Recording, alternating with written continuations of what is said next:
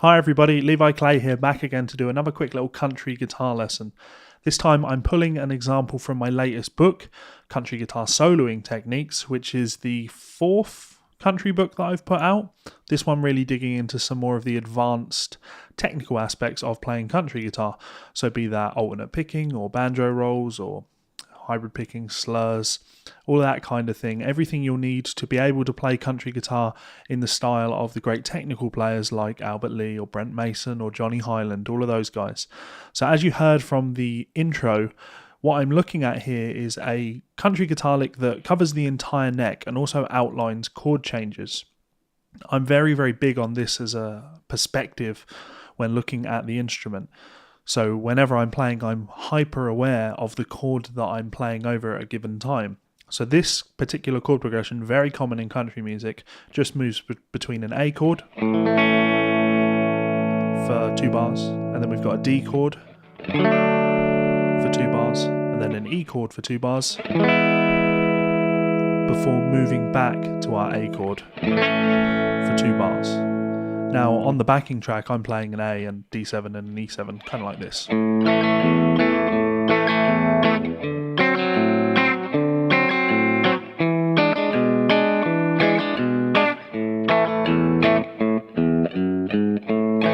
So not too unfamiliar to anyone that's listened to any country music. Now in order to solo over this effectively, I need to use 3 different sounds, one for each particular chord. Obviously, I'm a big advocate of a caged perspective for visualization.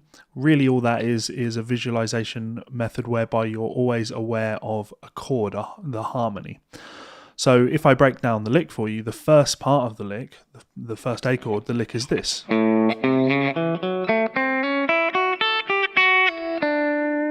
little bit quicker. So my perspective on that is I'm seeing this open A chord, I'm hitting my open A string, then hitting the minor third of the chord, 3rd fret A string, sliding up to the major 3rd, then ascending up. You could think of this as major pentatonic, 2, 4, 2, 4. Actually, I hit 2, 4, 5 there. And then I use that as a method of sliding to hit the 6th fret on the G string. Now at this point I've changed my perspective. I'm no longer seeing this A chord here, I'm seeing this A chord at the 5th fret. So that all fits nicely around that chord. And then my perspective changes.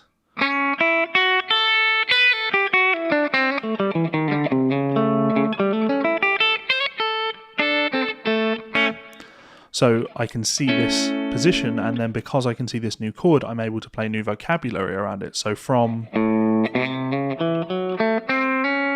we then ascend up again, major pentatonic, 5-7 on the B, 5 on the high E, and then we're descending down. You could think of it as Mixolydian. Again, I'm really thinking of this as just intervals. So the flat 7, the 6th, pulling off to the 5th, and then hitting the 4th on the G string. So that's 8, 7, 5, and then 7 on the G.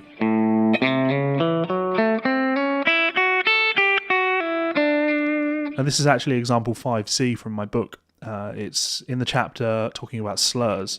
So this is really about using slurs as a way of creating interesting articulation in your lines and also helping with position shifts. So those slides, you wouldn't want to pick all of this.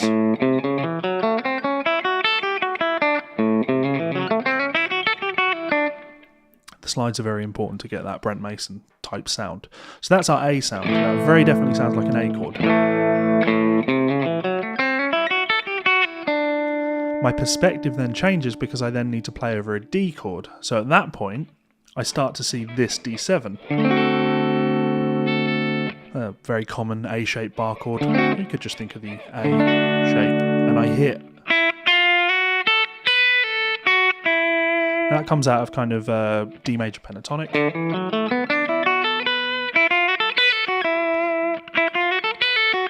Again, I'm just thinking the 9th, the flat 3rd, sliding up to the 3rd, hitting the 5th, 6th, pull off to 5, 3rd, 2nd.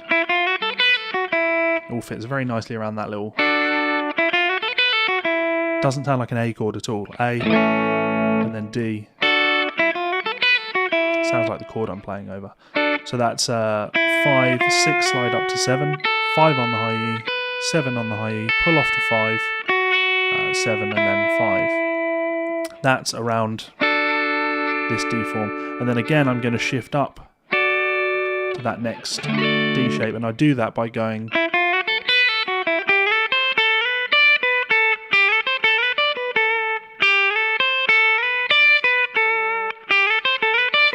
so lots of position shifting there. That's 8 sliding to 10 on the B, hitting 8 on the high E, then again 10 on the B, sliding up to 12 and hitting 10 on the high E, coming down. So that's me ending on this 10th fret B string. Now again, because I can see my chord, I know that this is the 5th of D, and I want to transition to my E chord. So what I do is I slide down one semitone. Now that has me landing on, you could think of it as being A shape or G shape, hitting that major third of E. So you can hear that chord change.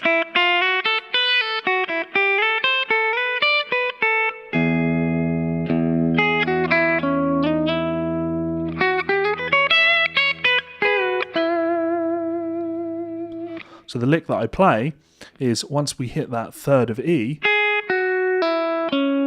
I descend down the major pentatonic scale. So that's 9 on the B, 11 and 9 on the G, and then 11 on the D string. You can think of that again as major pentatonic. And then I ascend up.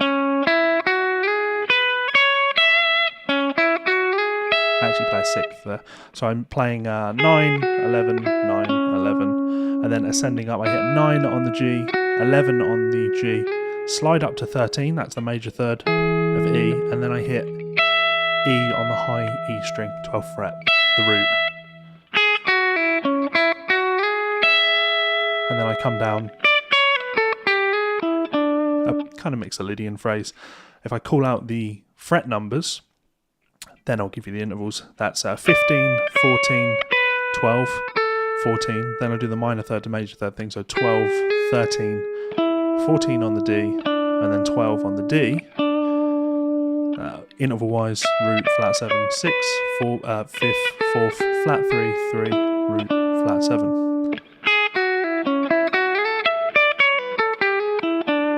So far up to that point.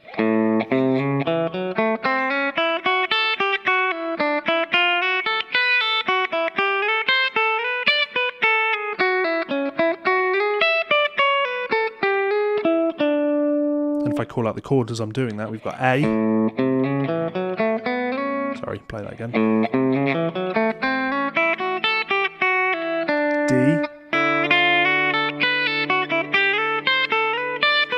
E. And then we shift back to our A chord.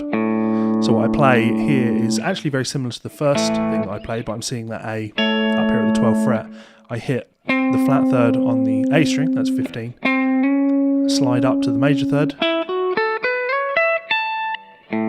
so that's 15, 16, 14, 16, 14, 16, sliding up to 18, that's our major third of A, and then hit 17 and 17 on the B and high E, and that gives us a nice A sound.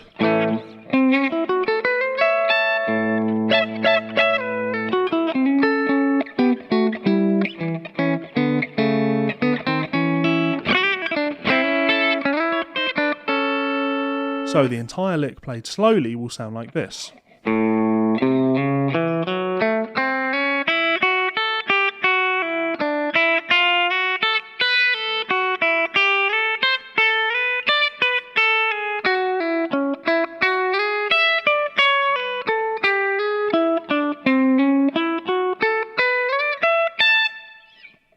And then a bit quicker.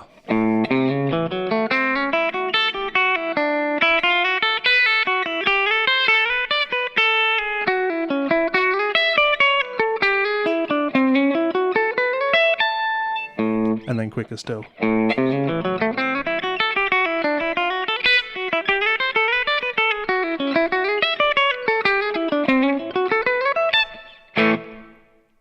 So there we have it.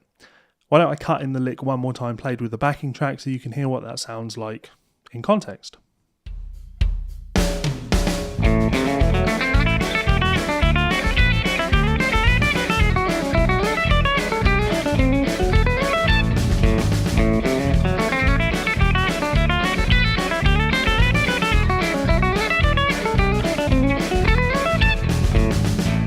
So there we have it, guys. One more advanced country guitar lick. Definitely a tricky one, lots of position shifts, really about your visualization and being aware of the harmony that you're playing over when you're playing. If you have enjoyed that, as always, I would encourage you to hit that subscribe button. It really does help out, and let me know what you think in the comments.